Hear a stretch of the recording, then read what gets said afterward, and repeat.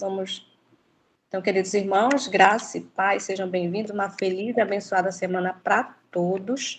Continuando a nossa jornada, hoje é o 6º dia. Deus seja louvado por isso, por estar nos sustentando.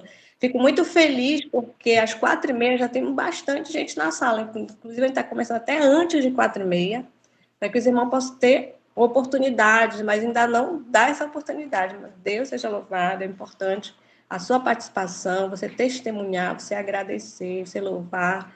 A gente fica feliz, né? Imagine Deus, fica muito feliz com isso. E hoje vamos falar dos capítulos...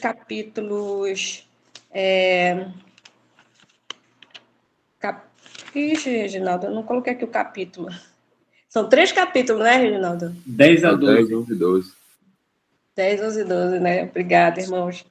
E estudando o livro A Cruz e Sua Sombra, o tema é os sacerdotes, estamos falando sobre o sacerdócio. Então, ontem o irmão Elias falou sobre Cristo, né?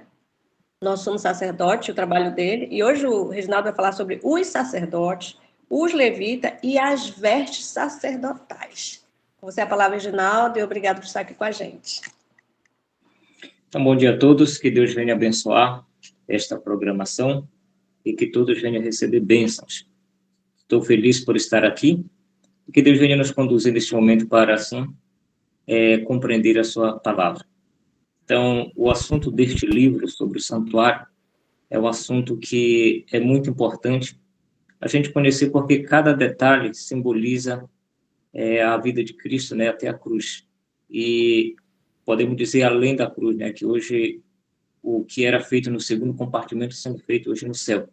Então, é muito importante a gente entender, né?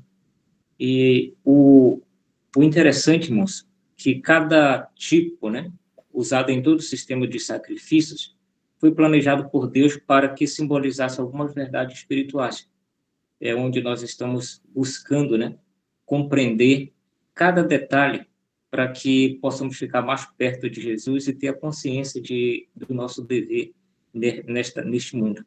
O valor desses tipos consistia no fato de que foram escolhidos pelo próprio Deus para representar as diferentes fases de todo o plano da redenção, tornando possível pela morte de Cristo.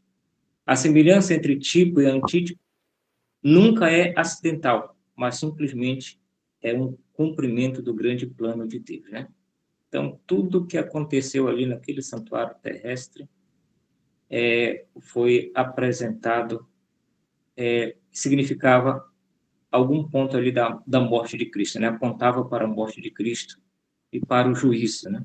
Então, tudo foi plano de Deus e é muito importante a gente estudarmos esses assuntos, porque é ponto de salvação, né? A gente precisa ficar por dentro desses assuntos. Falando sobre os sacerdotes, sacerdote era aquela pessoa que ficava entre Deus e o povo, né?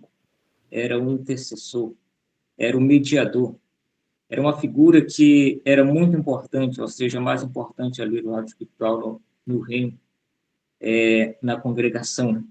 Então, hoje, eu acho muito importante a figura que é dada por chefe familiar, né?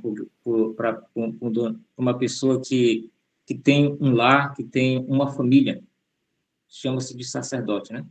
Então, o sacerdote, o que ele fazia? A grande congregação, ele era responsável por essa grande congregação, de ali interceder. Hoje, por exemplo, eu intercedo pela minha família, né? Quem é que intercede pela minha família? Eu intercedo, né? Eu que vou sacrificar pela minha família. Então, eu sou sacerdote do meu lar. Naquela época, ou seja, a classe sacerdotal era tradicionalmente composta por descendentes de Arão, da tribo de Levi. O sumo sacerdote era a única pessoa que podia entrar no segundo compartimento, né? Uma vez por ano para fazer sacrifício expiatório.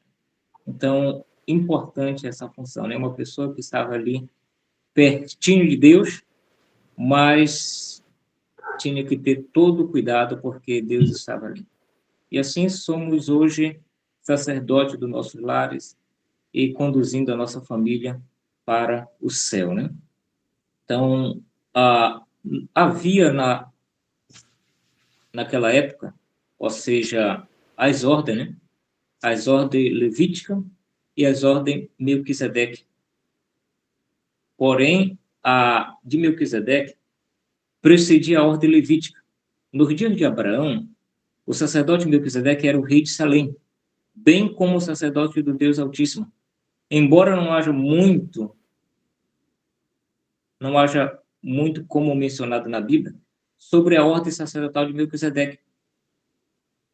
Ela era superior à ordem levítica, pois Cristo foi feito sacerdote segundo a ordem de Melquisedeque.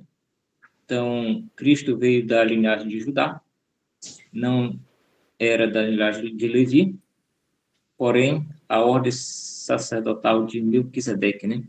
Ela que foi por isso que Cristo foi sacerdote. E nós vamos entender aqui, irmãos, mais um pouco para frente do sermão, que hoje também nós não somos levitas, né?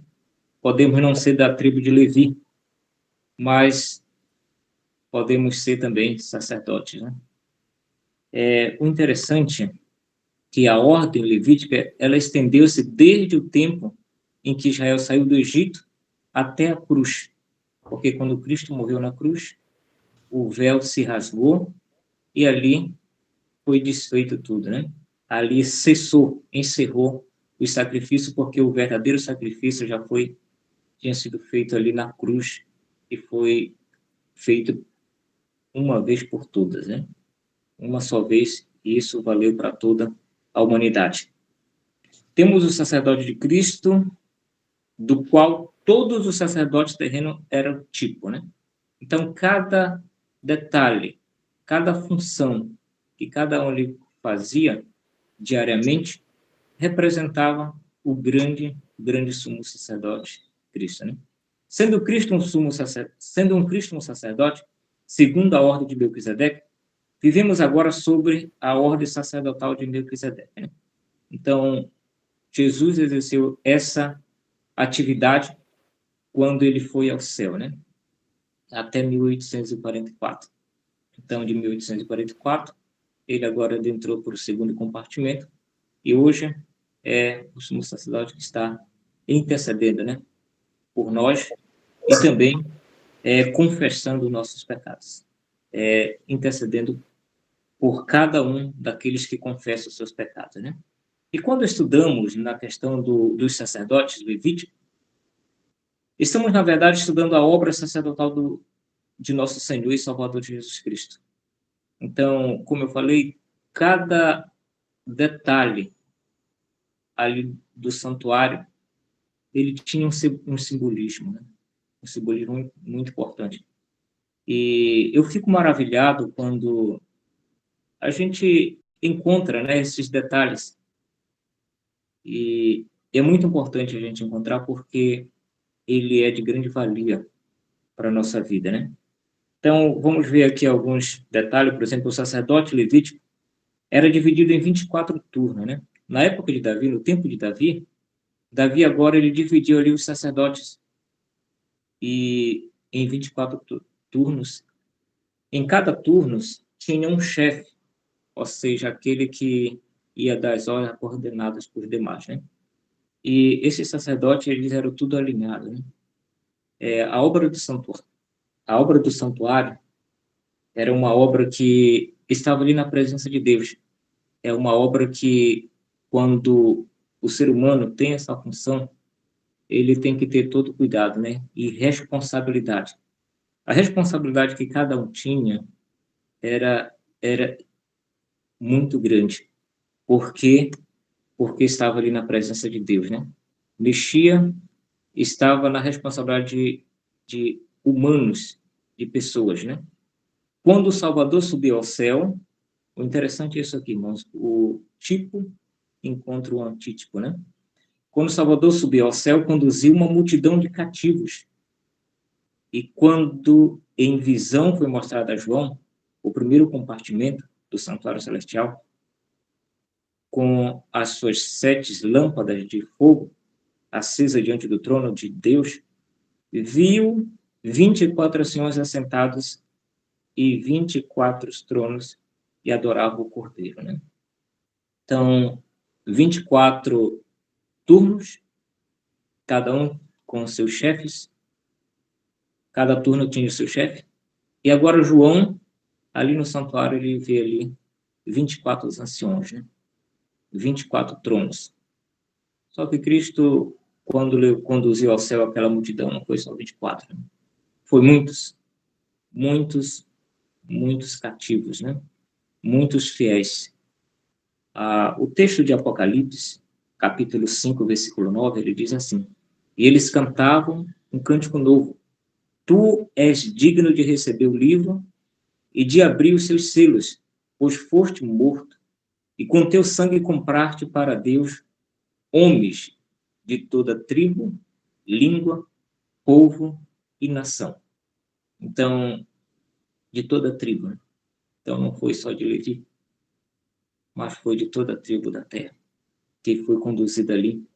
E ali, eles estão ali na presença de Cristo, né?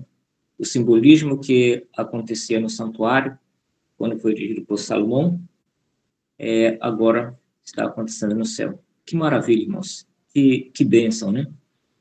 Apocalipse 5, 10. Olha esse texto, irmãos.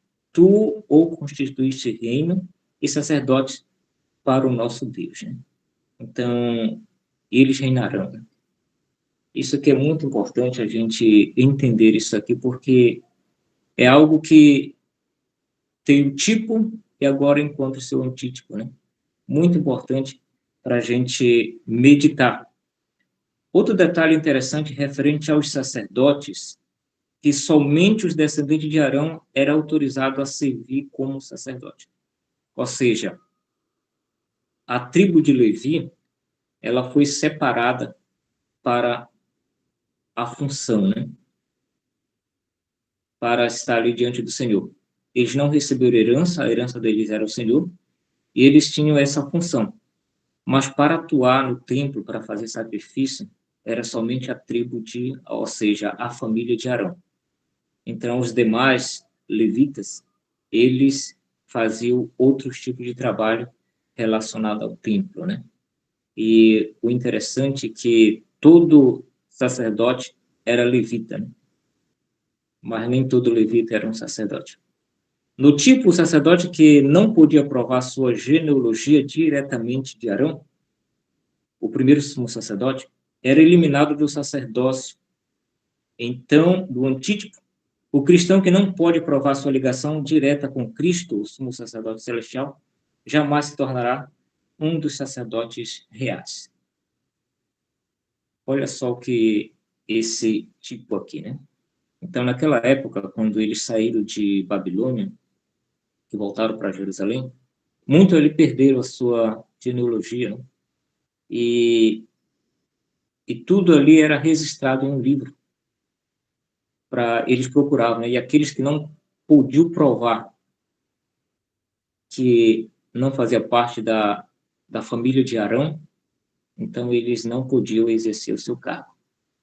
E trazendo para hoje, quando Cristo vier resgatar a sua igreja, aqueles que não provar que tem uma ligação profunda e íntima com Cristo, também ele não pode adentrar nas mansões celestiais para ser o sumo sacerdote. Jamais se tornará um sacerdote real. Então, é uma figura que a gente olha para trás e, tipo assim, não tem nada a ver, né? Mas tem tudo a ver. Então, Deus, ele colocou tudo para que o ser humano, aquele que estuda, aquele que examina a Bíblia, possa encontrar que verdades maravilhosas são essas do santuário, né? Então, é por isso que aquele que estuda o estudo do santuário, a mente dele ele abre, né? Porque ele compreende melhor esses assuntos, né? Onde muitas pessoas não compreendem. E os sacerdotes terrestres ministravam em figura e sombra das coisas celestiais. Então, tudo apontava para o santuário celestial, né? tudo ali no seu devido lugar, na sua devida ordem, tudo era um simbolismo da obra de Cristo, da obra intercessora de Cristo, da obra redentora, né? E somos santificados, lá em Hebreus capítulo 10, versículo 10, somos santificados mediante a oferta do corpo de Jesus Cristo, uma vez por todas, né? Então, os sacerdotes, eles, dia a dia, eles sacrificavam os cordeiros ali, né? 2 vezes por dia, um pela manhã, outro pela tarde. É o que está no livro de Hebreus 8, verso 5. Mas no antítipo, Cristo se ofereceu uma só vez e uma vez por todas, né? Outro detalhe interessante, que quando João viu ali os 24 anciãos no primeiro compartimento do santuário, e há uma grande ligação ali com 1 Crônicas, capítulo 24, 1 a 19 e o verso 31. E quando ele depara ali, ele vê, né? Ele vê ali os humanos transformados em seres celestiais. Então, é uma bênção. É uma bênção representar a Deus, é uma bênção servir a Deus, porque tem uma recompensa, né? O trabalho dos sacerdotes, talvez alguém pense que não recebeu nenhuma herança, né? Não tem nenhuma terra, mas só pelo fato de ter esse galardão não tem preço, né? Então, hoje, a vida de uma pessoa que trabalha na obra é difícil. Precisamos sacrificar e precisamos, muitas vezes, chorar, né? Mas tem uma recompensa. Deus é aqueles que estão mais perto de Deus, né? É aqueles que vão ficar entre Deus e o povo, clamando, intercedendo e também implorando o perdão do Senhor e a direção de Deus para a nossa vida. Mas naquele grande dia vão ter ali o seu lugar de honra, né? Falando dos levitas, os levitas, eles eram a tribo de Levi, onde se originou do nome do filho de Jacó, né? Levi. Levi, devido àquela morte lá, aquela matança, podemos dizer, ali na cidade de Siquém, quando Jacó estava ali dividindo, ou seja, abençoando, ele recebeu uma maldição ali, né? O interessante é que essa maldição, irmãos, olha como Deus ele age na vida do ser humano. Ele sempre dá oportunidade para que o ser humano mude, para que o ser humano tome um posicionamento ao seu lado. E ele foi se amaldiçoado por Jacó, por aquele ato repentino e cruel, né?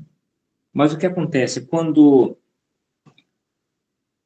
Moisés ele desce do trono ali na ocasião que Arão fez o bezerro de ouro e todo o Israel adorou, então Moisés ali chama quem está do lado do Senhor. Quem tomou posição foi a tribo de Levi. E a maldição se transformou em bênção, né?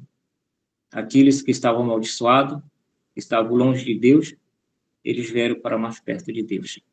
As tendas de Levi ali no acampamento de Israel, elas que estavam mais próximas ali do santuário. Então, era um serviço que eles iam exercer daquele momento em diante, porque foram escolhidos, foram apontados por Deus para esta função. O termo levita era aplicado a todos os sacerdotes, mas apenas os sacerdotes de Arão deviam ocupar o ofício sagrado. Os levitas foram escolhidos pelo Senhor no lugar dos primogênitos de Israel. Ao viajar no deserto, eles carregavam tudo o que pertencia ao tabernáculo. Mas, embora carregasse o mobiliário sagrado, nunca foram autorizados nem mesmo a olhar para ele. Depois que o templo foi construído, os levitas receberam a obra de servir aos sacerdotes no serviço do santuário.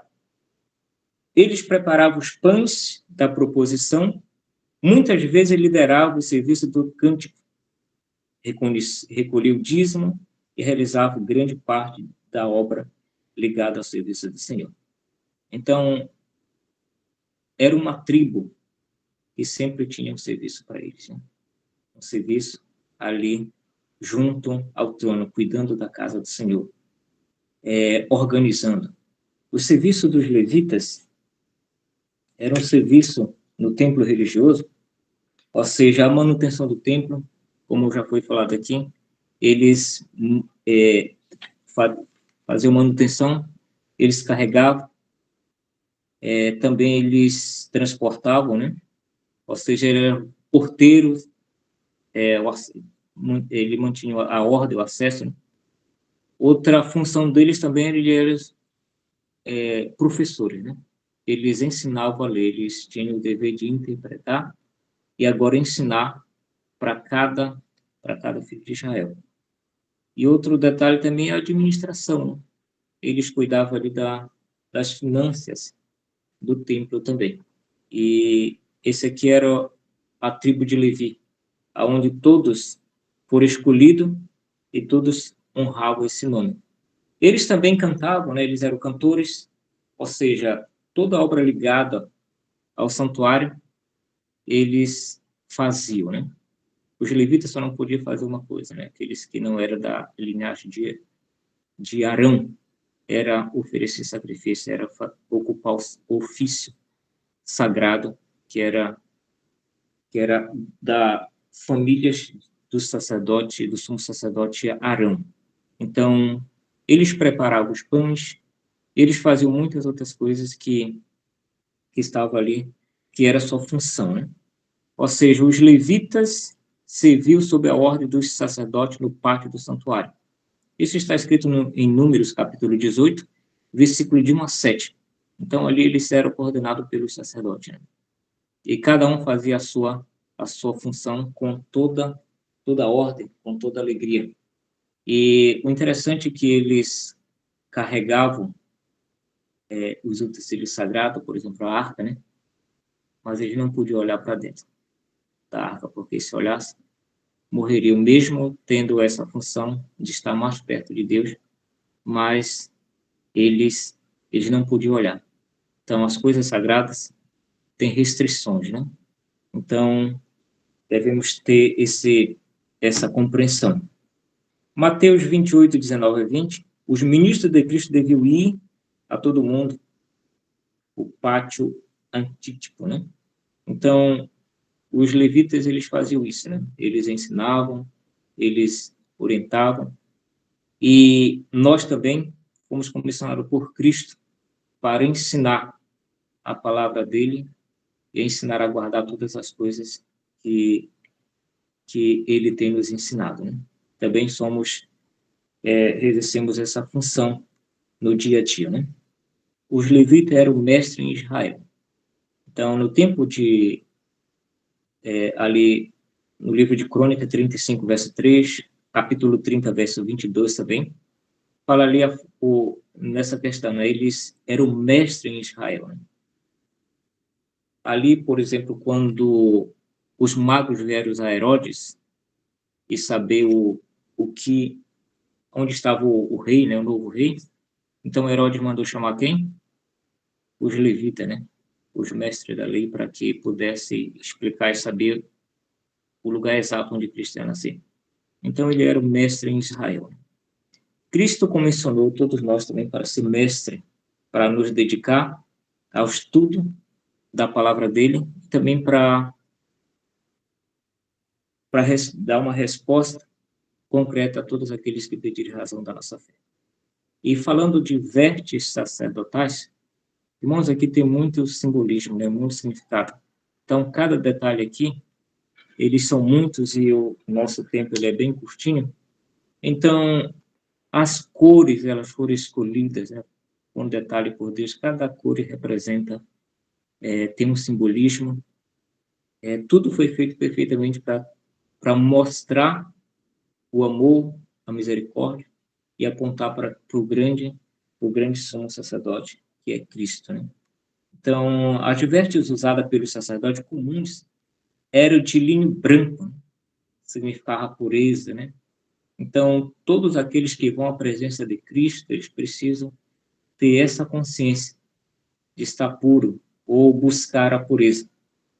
O emblema adequado do Imaculado, do qual o ministério deles era um tipo. O manto exterior era branco, tecido de uma só peça, e estendia-se até o próximo aos pés.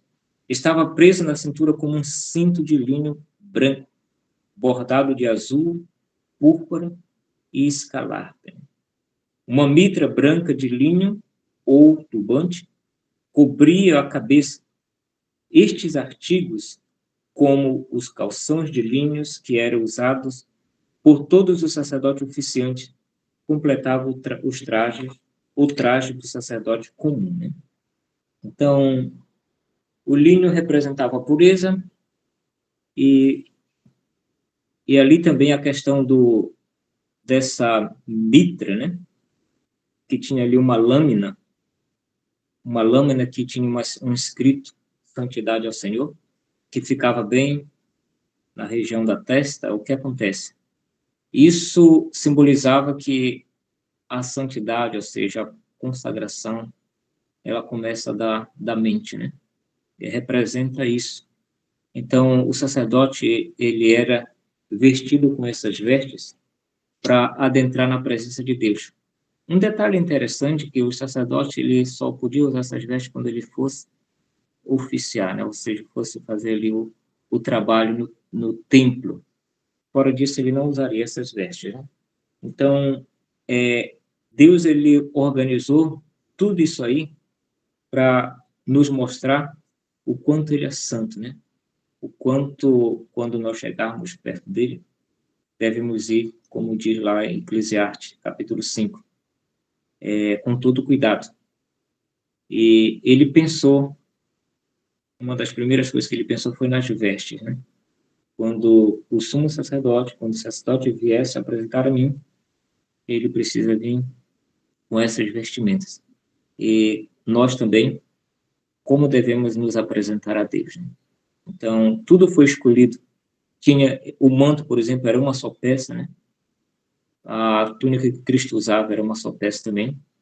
E estendia próximos aos pés, né? O cinto também tinha uma cor, né? Uma cor de linho branco, bordado de azul. O azul também é muito interessante, a questão dessas cores, a representação que elas tinham referente a tudo aquilo que acontece hoje, né? Que está acontecendo hoje nos nossos dias, né? No livro de Apocalipse, capítulo 19, verso 8, diz assim: foi-lhe dado para vestir-se linho fino, brilhante e puro. O linho fino são os atos justos dos santos. Então, esse texto aqui, nós também, através da justiça de Cristo, nós também podemos ir a Deus, a Cristo, vestidos nesses trajes, né? Trajes brilhantes, puros, que são os atos de justiça, né? Então, Cristo, ele também quer nos revestir dessas vestes hoje, para que possamos ter um acesso ao trono de Deus, né? O livro de Isaías, capítulo 61, verso 10, tem um texto muito especial lá, irmãos. Os irmãos anote aí, depois vejam em casa. Diz assim: é grande o meu prazer no Senhor, regozija-se a minha alma em meu Deus, pois ele me vestiu com as vestes da salvação, e sobre mim pôs o manto da justiça, qual noivo que adorna a cabeça como um sacerdote, qual noiva que se enfeita com joias. Viu? Então, é um texto bem interessante. Quando a gente lê ele fora, assim, que não está estudando o santuário, a gente pode passar por alto, né? Mas quando estudamos, assim, esse assunto aqui, a gente vê que ele se encaixa, né? Que ele se harmoniza com toda a obra do santuário. Então, o Senhor, Ele quer nos vestir dessa veste de salvação, desse manto de justiça, né? E quer realmente colocar em nós adorno, né? Que simbolize a salvação, que mostre que somos separados, que somos pessoas, que somos servos de Cristo, e que tudo o nossos atos, nosso pensamento, nossas palavras indique que temos uma mente realmente, uma mente santa, né? As vestes brancas e puras eram usadas pelo sumo sacerdote em ocasiões comuns, mas quando ele entrava no lugar santíssimo para fazer expiação pelo povo, estava vestido com belíssimas vestes que representava perfeitamente o nosso sumo sacerdote, enquanto confessa os nomes de seu povo diante do tribunal do juiz de toda a terra, né? Então, essas vestes eram especiais, né? Cada detalhe dessas vestes, ela representava ali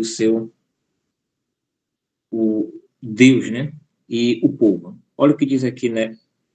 Nas ombreiras bordadas de ouro do éfode, havia 2 pedras de ônix, nas quais estavam gravados os nomes das 12 tribos de Israel. 6 nomes em cada ombro, assim tipificando o poderoso que carrega sobre seus ombros as perplexidades e os fardos de seu povo. Então, o sumo sacerdote, ele tinha 2 pedras sobre os ombros, que de cada lado tinha 6 nomes das tribos de Israel. Nele foram engastada com ouro 12 pedras preciosas dispostas, 3 em cada fileira. Em cada pedra havia gravado o nome de uma das tribos de Israel. Em torno dele havia uma borda de uma variedade de pedras preciosas. As pedras do peitoral eram as mesmas que formam o fundamento da Nova Jerusalém. Queridos irmãos, o sacerdote, ele tinha isso gravado no peito, ou seja, no peito onde o coração estava, significava que ele não poderia, é a questão do juízo, né? Cada pessoa que vinha ali, para ele devia julgar corretamente, né? As 12 tribos, ele não poderia ser favorável a uma tribo e a outra não, né? Então, ali ele tinha esse dever, né? Essa lembrança de ter ali essas tribos para ter um juízo, né? Para fazer algo correto diante do Senhor. E, além disso, também tinha ali, de cada lado, 2 pedras brilhantes, conhecidas como Urim e Tumim, aonde também aquelas coisas difíceis que eles não compreendiam, ou seja, alguma pergunta, eles iam ao sacerdote, o sacerdote perguntava a Deus, consultava a Deus, e aquelas pedras ali, elas brilhavam, né? Uma era positiva e a outra era negativa. Então, ali, as pessoas sabiam a vontade do Senhor. Havia um outro artigo pertencente às roupas do sumo sacerdote, que é a mitra, né? Uma lâmina de ouro, expressão que eu já falei, que é a santidade ao Senhor. Estava presa por um laço azul na fronte do turbante branco, ou mitra usado pelos sacerdotes, né? Então, tudo isso aqui é importante, né? Há um significado impressionante no sumo sacerdote, levando os nomes de todo Israel sobre os ombros e sobre o seu coração enquanto realizava a obra que tipificava o juízo, quando o caso de cada indivíduo será examinado diante de Deus. Então, os nomes gravados nas pedras eram um tipo dos nomes dos vencedores que Cristo confessa diante do seu Pai e dos anjos. Pedra em uma matéria duradoura, mas muito mais duradoura é o livro da vida, onde os nomes que Cristo tem confessado estão escritos para sempre, né? Então, assim como aquelas pedras também do sumo sacerdote terrestre, ele confessava ali diante de Deus, Cristo também está confessando nomes dos vencedores, né? Segundo Apocalipse, capítulo 3, versículo 5 e 6. Então, Jesus também está confessando, e os nomes daqueles que recebem o perdão, eles permanecem escritos no livro da vida para sempre. E é isso que nós precisamos hoje estar com a nossa mente voltada, né?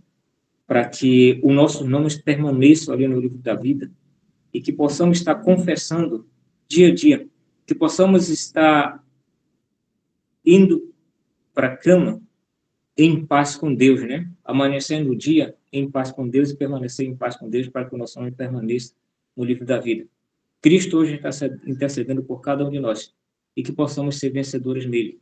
Que essas lições de hoje possam, sim, ter uma função importante na nossa vida, né? Que possamos sempre meditar na obra do santuário, porque tem muitas verdades para nós compreender. Que Deus venha nos abençoar nesse dia, hoje e sempre. Amém. Amém. Deus seja Amém.